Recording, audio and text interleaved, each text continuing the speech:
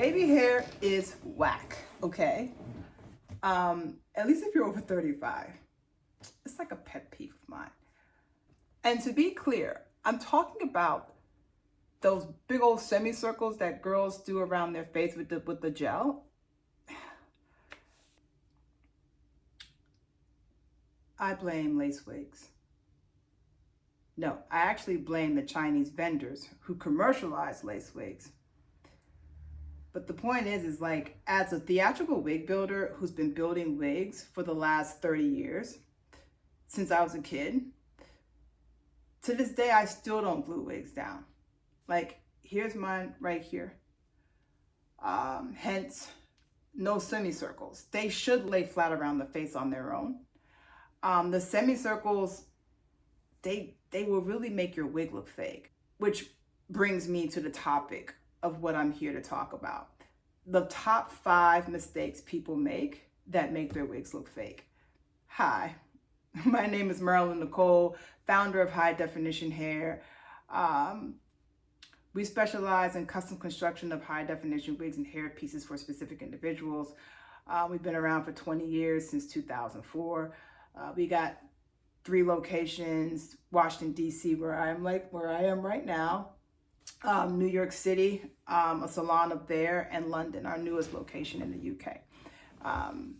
And so I feel like I have a little bit of credibility to talk about this.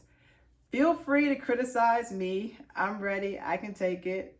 But as a professional who's doing this day in and day out, I'm not a salon. I'm not a hairstylist. I am strictly a wig builder. That's all I do. That's all my girls do. That's all we do. I feel like I can speak to this topic. So, mistake number 1. The semicircles.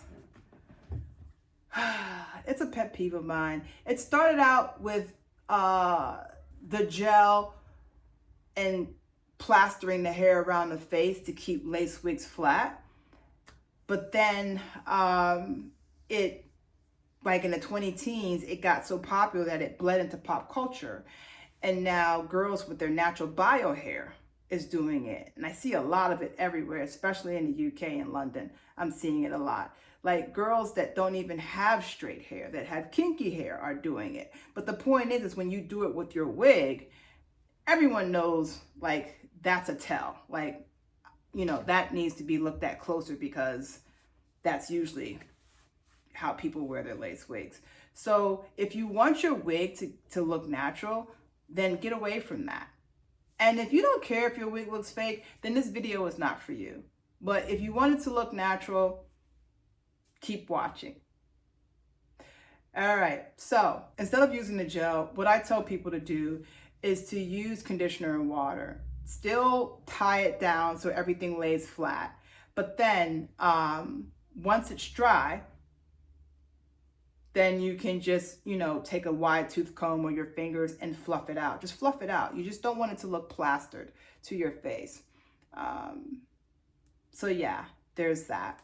And then find a glueless wig that lays flat. They're out there. Many businesses sell them.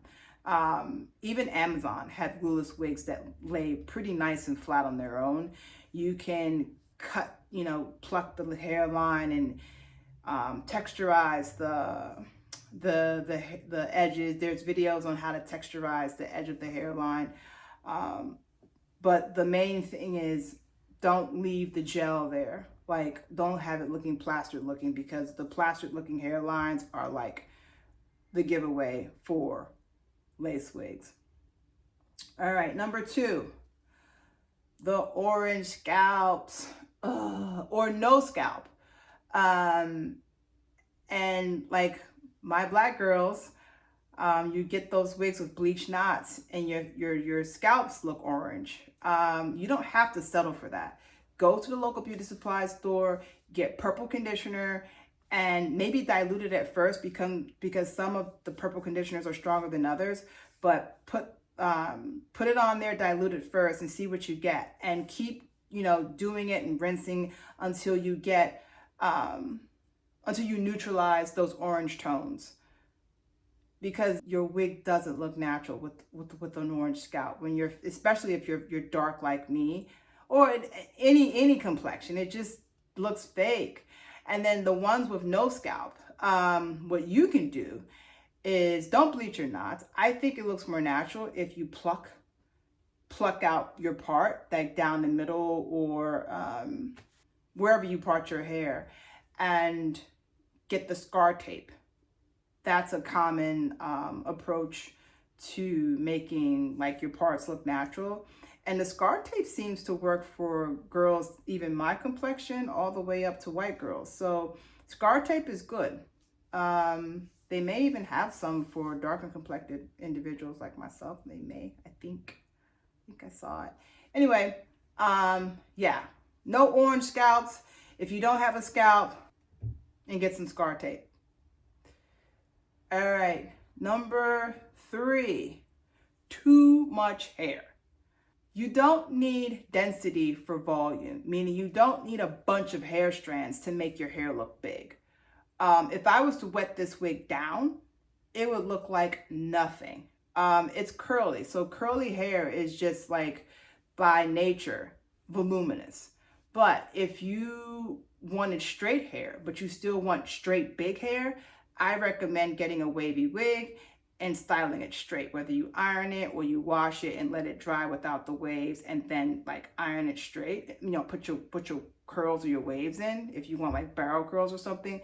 The wavy portion, the waviness of the hair will give the hair fullness and volume, and it will look nicer. Even straight, wavy hair looks better straight than straight hair. For big hair, if you want sleek, flat to your head hair, then yeah, just get straight hair. But if you want big hair, get wavy hair and style it straight. If you want wavy, like a wavy look, get curly hair and style it wavy. Same thing. What you could do is wet it and set it on rods, and the rods will make the curls dry into waves. But then because the hair wants to be curly, it would just look really nice and full, and it will look natural. It won't look like you have like curtains hanging from your head, like wavy curtains. All right, the next mistake is bulky crowns. And I'm talking to my girls that have natural hair. When you turn to the side, your side profile, your head shouldn't go up and out. You know what I mean? Like, you have to keep your hair flat. What some girls do that have natural virgin hair is they press their hair straight and then they braid it flat. You can do that. That would get you to get it braided flat, and then it will stay flatter that way. Like, if you try to braid your hair while it's like in its full like natural texture, you won't be able to get it as flat unless you have like a very loose curl or very loose coil to your hair. If you have a tight coil, then yeah, you might want to get it pressed straight and then braid it flat to get it really nice and flat. And then if you're bald, you don't have that issue. I'm speaking to my girls that have their natural hair underneath the piece. And if you just have lots of hair, then just don't wear straight, wear it wavy or curly, and that'll hide the unnatural shape of your head, or just your head just looking too big. And then blunt ends.